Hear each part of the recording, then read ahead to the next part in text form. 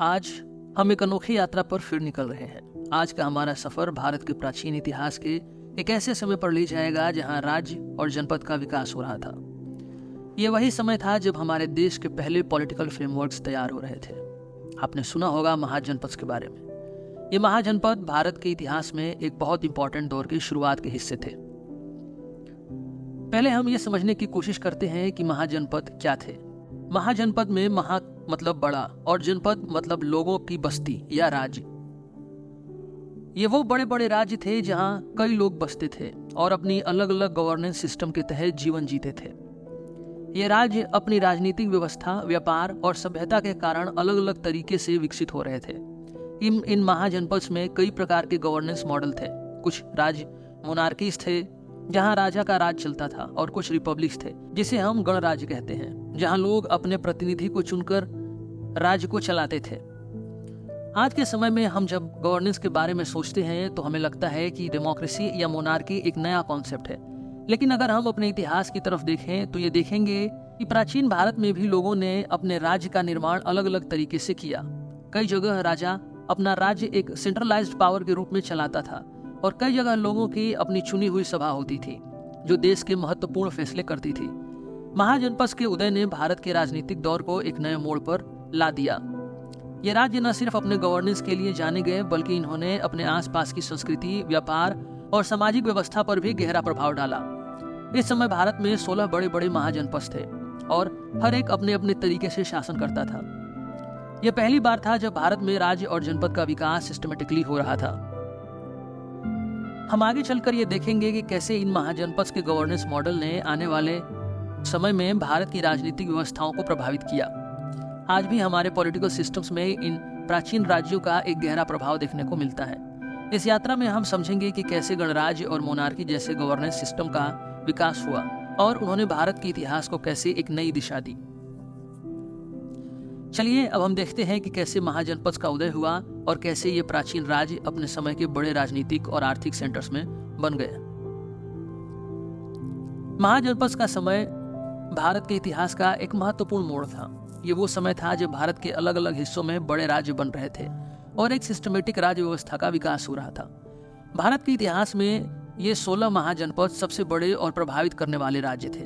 इनका नाम और उनका स्थान अलग अलग प्रदेश में था, जिसमें मगध, कोशल, वाजी, अवंती जैसे प्रसिद्ध राज्य शामिल थे। इन 16 महाजनपद का एक अपना अपना प्रभाव था और इन्होंने भारत के इतिहास में एक नया राजनीतिक दौर शुरू किया। सभी महाजनपद का अपना अलग अलग तरीका था गवर्नेंस का। जैसे कुछ राज्य मोनार्की थे, मतलब जहां एक ही राजा की शक्ति सबसे ज्यादा थी और वो अपने राज्य के फैसले अकेले करता था। इसका सबसे बड़ा उदाहरण था मगध राज्य। मगध एक मोनार्की थी जहां राजा की शक्ति सब कुछ थी और वहीं से राज्य के नियम बनते थे और चलाए जाते थे। लेकिन हर महाजनपद मोनार्की नहीं था। इस समय कई गणराज्य भी थे जहां लोग अपने प्रतिनिधि को चुनकर अपने राज्य का प्रबंध करते थे। वाजी का राज्य इसका एक अच्छा उदाहरण है। गणराज्य में कई लोग मिलकर अपने प्रतिनिधियों को चुनाव करते थे, फिर ये चुने गए लोग मिलकर राज्य के महत्वपूर्ण फैसले लेते थे। यह सिस्टम डेमोक्रेसी का एक पहला रूप था, जहां लोगों का पार्टिसिपेशन राज्य की व्यवस्था में होता था। इन महाजनपद ने न सिर्फ गवर्नेंस के नए मॉडल्स को जन्म दिया, बल्कि इन्होंने आर्थिक पॉलिसीज को भी नए रूप में बदला। महाजनपद के राज्य व्यापार और आर्थिक प्रगति के बड़े केंद्र बन गए थे। जैसे मगध अपनी आयरन और माइंस और व्यापारिक रास्तों के कारण बहुत समृद्ध हो गया था। वहीं वजी जैसे गणराज्य अपने राज्य के अंदर सभी लोगों को शामिल करने के कारण एक स्टेबल और इंक्लूसिव गवर्नेंस मॉडल को चला रहे थे। मगध के राजा बिंबिसार और अजातशत्रु जैसे प्रभावशाली राजाओं ने अपने राज्य को और ज्यादा शक्ति और समृद्धि दी। उन्होंने अपने राज्य को न सिर्फ राजनीतिक रूप से मजबूत किया, बल्कि आर्थिक पॉलिसीज का भी विकास किया। आयरन ओर और व्यापार रास्तों के कंट्रोल मगध को उस समय का सबसे समृद्ध राज्य बनाने में मददगार बना। दूसरी तरफ वजी जैसे गणराज्य अपने लोगों को शामिल करके एक समर्थ और सम्मानित राज्य बना रहे थे, जहां राज्य के महत्वपूर्ण फैसले सबके माध्यम से किए जाते थे। इस प्रक्रिया में हम ये देखते हैं कि कैसे अलग अलग महाजनपद अपने राजनीतिक और आर्थिक व्यवस्था को तय कर रहे थे। ये वो समय था जब भारत के इतिहास में एक नए राज्य व्यवस्था का उदय हो रहा था और महाजनपद ने अपने अलग अलग मॉडल्स के थ्रू भारत को एक नए दौर में प्रवेश कराया। आगे हम मगध राज्य का और गहरा विश्लेषण करेंगे और देखेंगे कैसे ये राज्य अपने समय के सबसे प्रभावशाली और समृद्ध राज्य बन गया। हम चलते हैं भारत के इतिहास के सबसे प्रभावशाली राज्य मगध की तरफ। मगध का उदय एक ऐसी कहानी है जो भारत की राजनीतिक और सामाजिक व्यवस्था के विकास का एक महत्वपूर्ण मोड़ था। यह राज्य अपने समय का सबसे शक्तिशाली और समृद्ध राज्य बना और इसका प्रभाव भारत के कई दूसरे राज्यों पर भी पड़ता था। मगध का यह सफर उसकी स्ट्रेटेजिक लोकेशन, इकोनॉमिक स्ट्रेंथ और प्रभावशाली राजाओं की लीडरशिप का नतीजा था। मगध की सफलता का सबसे बड़ा कारण था कि भौगोलिक स्थिति। यह राज्य गंगेटिक प्लेन के बहुत ही स्ट्रेटेजिक स्थान पर था, जहां से महत्वपूर्ण व्यापारी रास्ते निकलते थे। यह स्थान भारत के उत्तर और पूर्वी भागों को जोड़ता था, जो मगध को एक व्यापारी और राजनीतिक केंद्र बनने में मदद करता था। गंगा और सोन नदियों के किनारे होने का फायदा मगध को मिला, जिससे ये राज्य हर तरफ से समृद्ध और मजबूत होता गया। लेकिन केवल इसका स्थान से ही मगध प्रभावशाली नहीं बना। मगध की आर्थिक नीति उसके विकास का एक और महत्वपूर्ण कारण थी। मगध ने अपने आसपास के आयरन ओर माइंस पर कब्जा कर लिया था, जो उस समय के लिए एक महत्वपूर्ण रिसोर्स थे। लोहे के इस्तेमाल से न सिर्फ हथियार बनाए जाते थे, बल्कि राज्य के और कई आर्थिक काम में भी इसका महत्वपूर्ण योगदान था। आयरन ओर्स का कंट्रोल मगध की मिलिट्री स्ट्रेंथ को भी मजबूत बनाता था। लोहे के हथियार और व्यापार से ये राज्य अपने आसपास के राज्यों के मुकाबले अधिक ताकतवर हो गया। मगध की यह सफलता केवल रिसोर्सेस या लोकेशन की वजह से नहीं थी, बल्कि इस राज्य के राजाओं के लीडरशिप की भी इसमें बहुत बड़ा योगदान था। मगध के दो महत्वपूर्ण राजा बिंबिसार और अजातशत्रु थे। बिंबिसार का समय मगध के उदय का पहला बड़ा कदम था। बिंबिसार ने अपने समय में मगध को एक राजनीतिक और आर्थिक शक्ति के रूप में स्थापित किया। बिंबिसार ने अपने राज्य को मजबूत करने के लिए कई राजनीतिक विवाह किए। अपनी स्थिति को और मजबूत बनाने के लिए उसने कौशल और वैशाली जैसे राज्यों के राजाओं से संबंध बनाए, जो उस समय के लिए एक राजनीतिक चतुराई थी। बिंबिसार के समय में मगध ने न सिर्फ राजनीतिक रूप से मजबूती पाई, बल्कि उसने व्यापार और आर्थिक नीति पर भी अपनी पकड़ मजबूत कर ली। बिंबिसार के बाद अजातशत्रु मगध का अगला महान राजा बना। अजातशत्रु के समय में मगध का विस्तार और भी अधिक हुआ। अजातशत्रु ने अपने पिताजी बिंबिसार के राजनीतिक फायदे का उपयोग करते हुए मगध को एक और भी बड़ा और मजबूत राज्य बनाया। इस समय मगध की मिलिट्री पावर अपने चरम पर थी। अजातशत्रु ने अपने दुश्मनों पर विजय पाने के लिए नए तरीके के हथियार और किले बनवाए।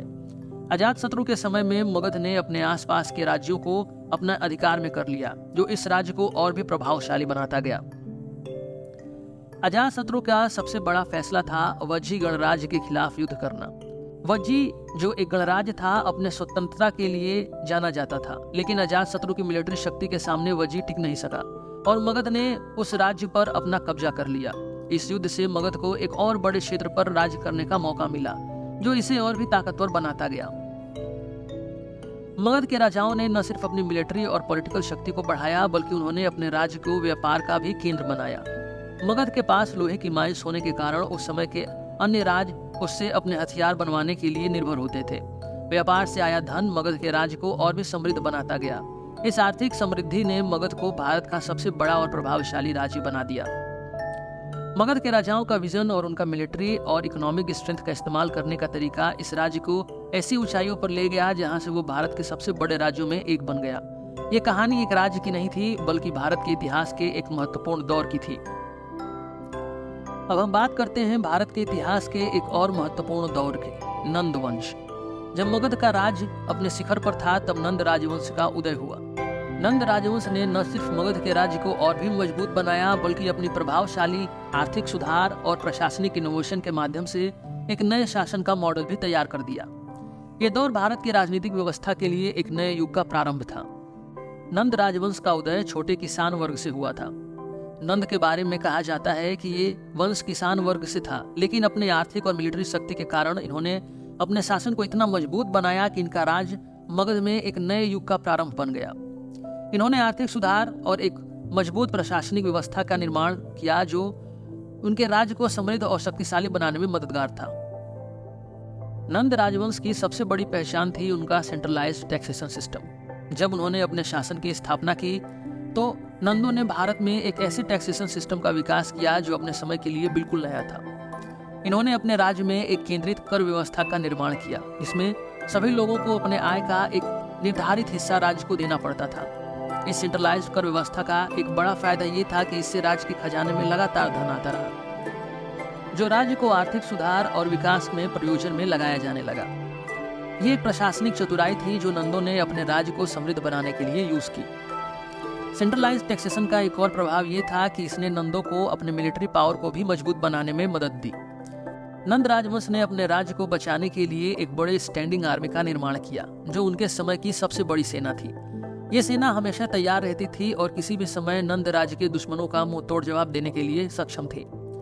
नंद के समय में इतनी बड़ी सेना होना राज्य के लिए एक महत्वपूर्ण शक्ति थी, क्योंकि इन्होंने अपने राज्य के आसपास के अन्य राज्यों पर भी अपना दबदबा बनाए रखा। नंद राजवंश के आर्थिक सुधारों में एक और महत्वपूर्ण कदम था धन का संग्रह, वेल्थ एक्यूमुलेशन। इन्होंने अपने राज्य को समृद्ध बनाने के लिए अपने आसपास के राज्यों के साथ व्यापार को भी बढ़ावा दिया। नंदों ने जो धन संग्रह किया था उसका इस्तेमाल इन्होंने राज्य का विकास और प्रशासनिक व्यवस्था के सुधार में भी किया। इन्होंने अपने राज्य में व्यापार के लिए नए सड़क मार्ग बनाए, जो व्यापारियों को आसानी से एक क्षेत्र से दूसरे क्षेत्र तक ले जाते थे। इससे न सिर्फ राज्य का व्यापार बढ़ा, बल्कि व्यापार से प्राप्त धन से राज्य और भी समृद्ध होता गया। प्रशासनिक सुधार की बात करें तो नंद राजवंश ने एक और महत्वपूर्ण कदम उठाया, जो था केंद्रित शासन का मॉडल। नंदों ने अपने राज्य को मजबूत और केंद्रित बनाने के लिए प्रशासन के कई नए तरीके अपनाए।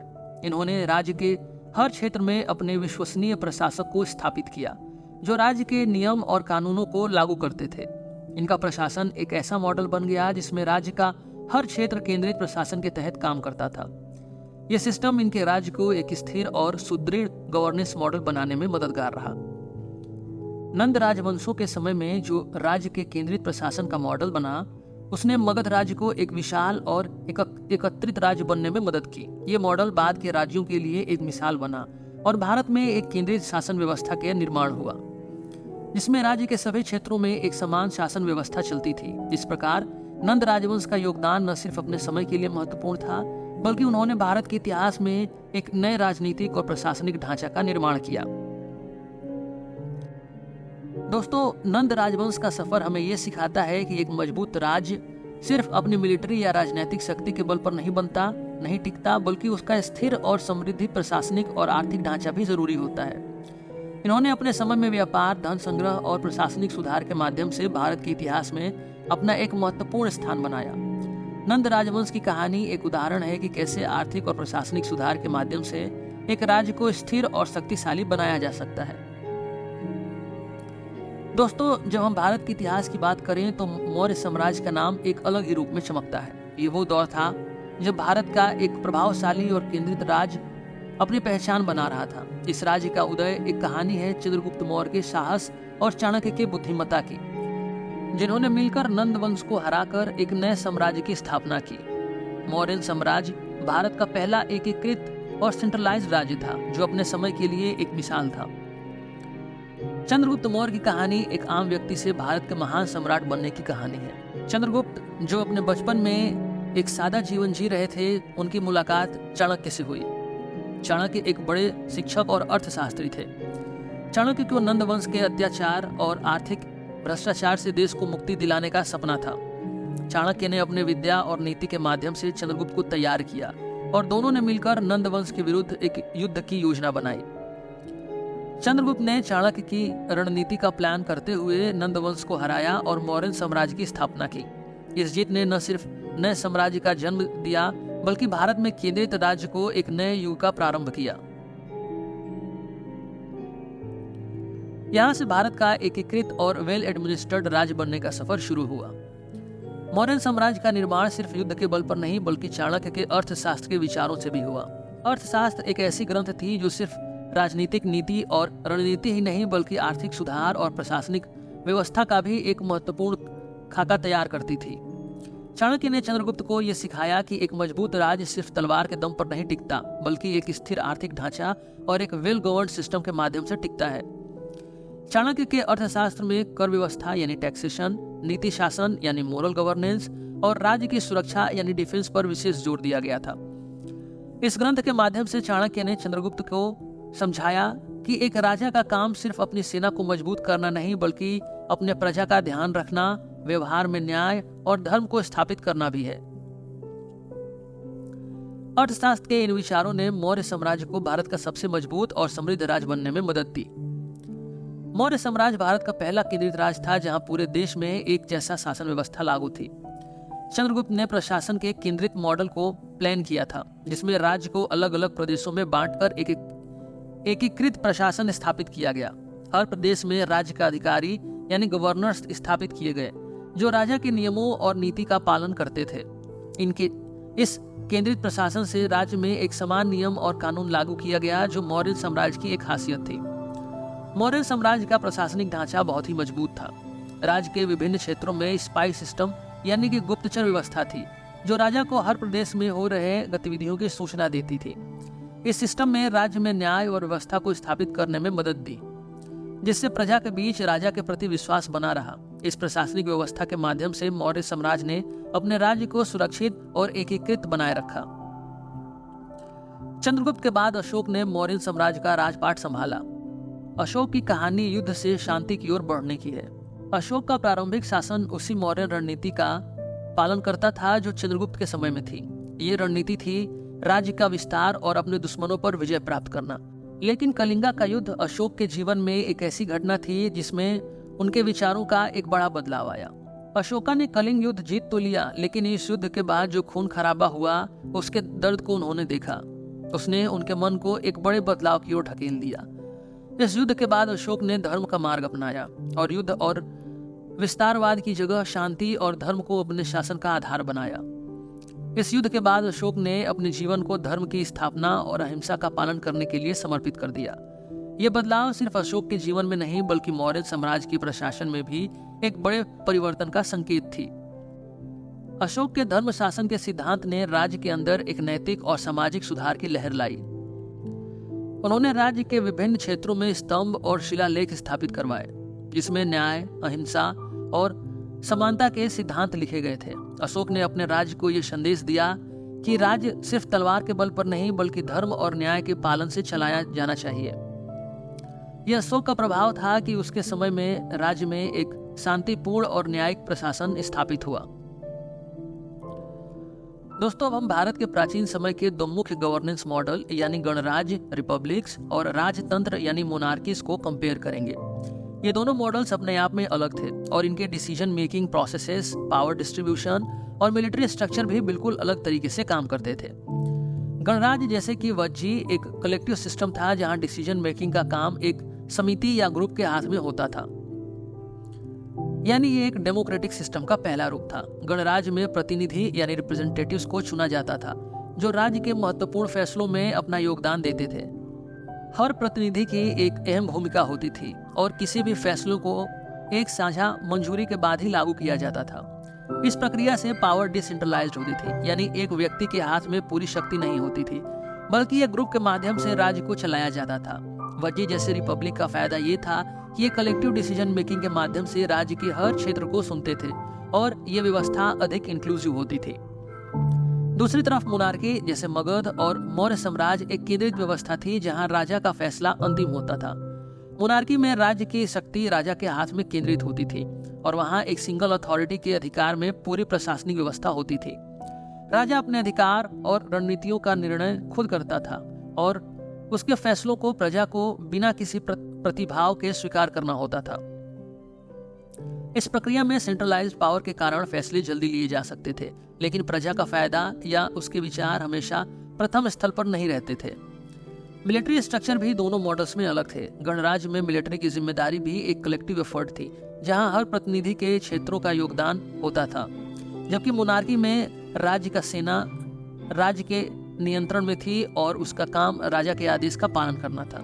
मगध जैसा राज्य में एक स्ट्रांग मिलिट्री का विकास हुआ जो राजा के एक्सपेंशनिस्ट पॉलिसीज को प्लान करती थी।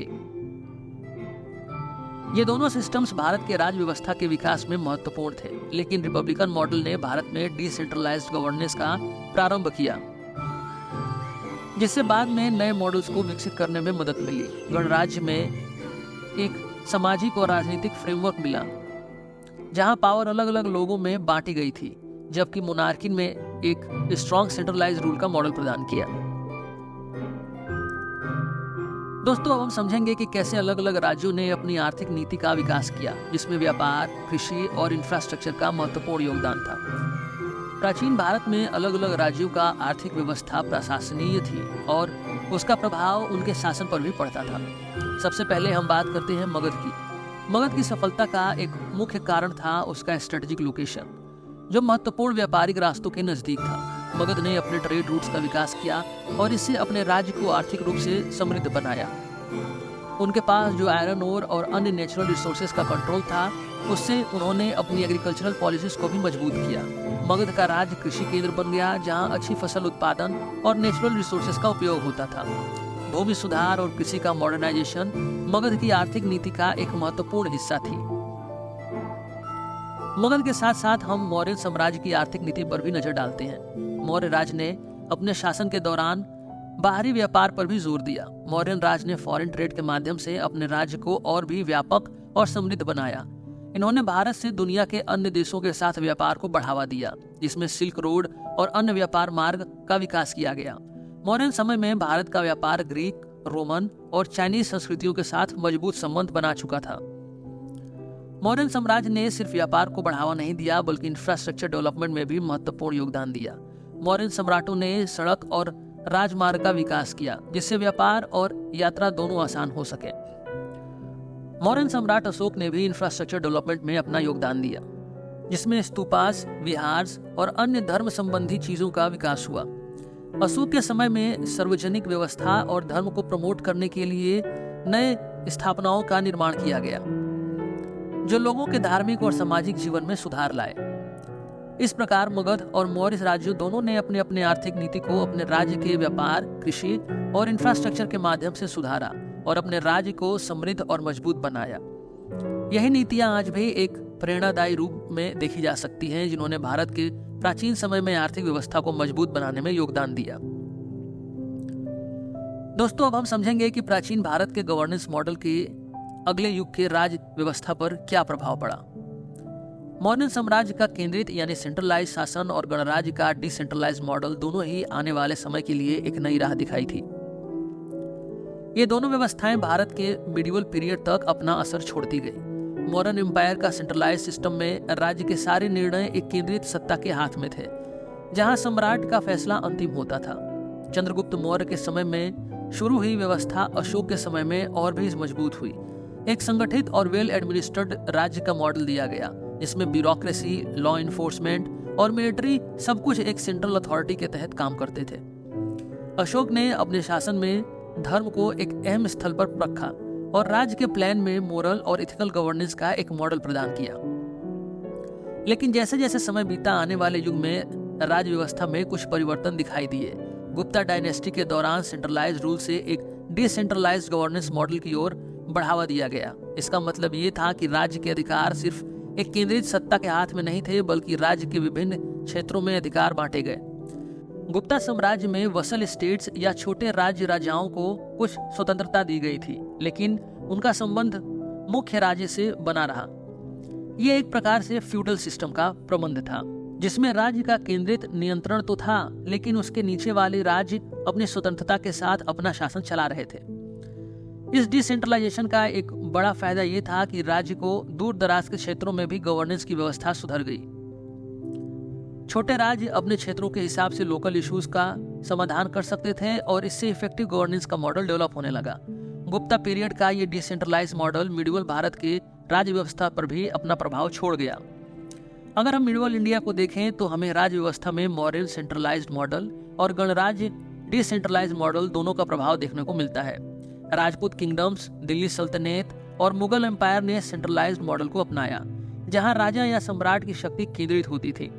लेकिन इन राज्यों के अंदर भी कुछ क्षेत्रों को अपनी स्वतंत्रता और नियंत्रण दिया गया, जो गुप्ता डायनेस्टी के डिसेंट्रलाइजेशन की याद दिलाता है। एक और महत्वपूर्ण एस्पेक्ट जो प्राचीन गणराज्य से मिडिवल भारत तक पहुंची, वो थी लोकल सेल्फ गवर्नेंस की भूमिका।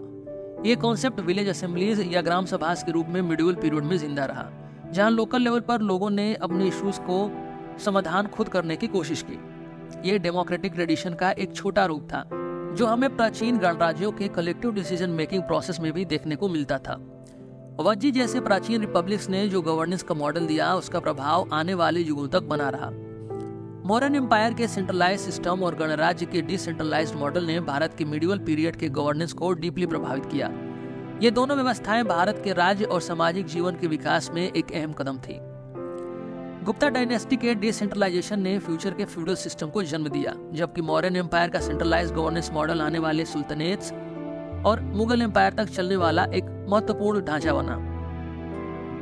आखिर में हम ये कह सकते हैं कि भारत की प्राचीन गवर्नेंस मॉडल ने हमारे आज के एडमिनिस्ट्रेटिव सिस्टम्स को भी कई रूप में प्रभावित किया है। सेंट्रलाइज्ड और डिसेंट्रलाइज्ड मॉडल्स का ये संगम भारत के इतिहास में गवर्नेंस की डाइवर्सिटी और एडेप्टेबिलिटी को दिखाती है। दोस्तों, आज हमने एक लंबी यात्रा की, जिसमें हमने भारत के प्राचीन महाजनपदों, मगध, नंद और मौर्यन एम्पायर के उदय को समझा।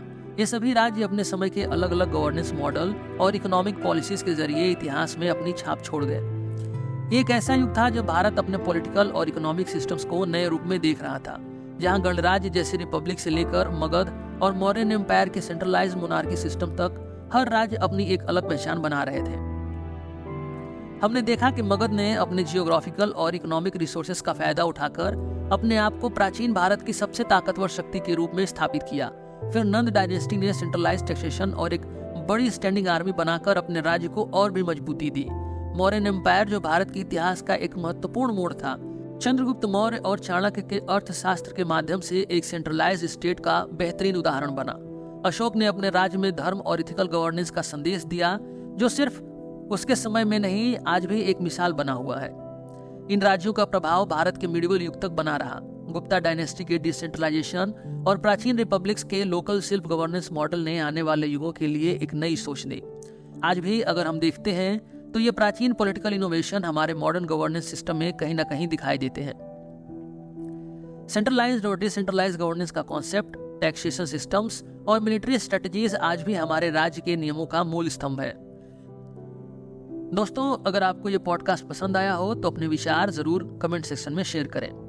आपके कोई सवाल है या आप इस टॉपिक पर और चर्चा करना चाहते हैं तो आप अपने सवाल नीचे लिख सकते हैं। मैं कोशिश करूंगा कि सभी सवालों के जवाब दे पाऊं और इस टॉपिक पर आपको और जानकारी मिल सके।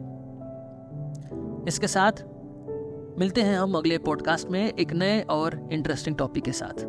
धन्यवाद।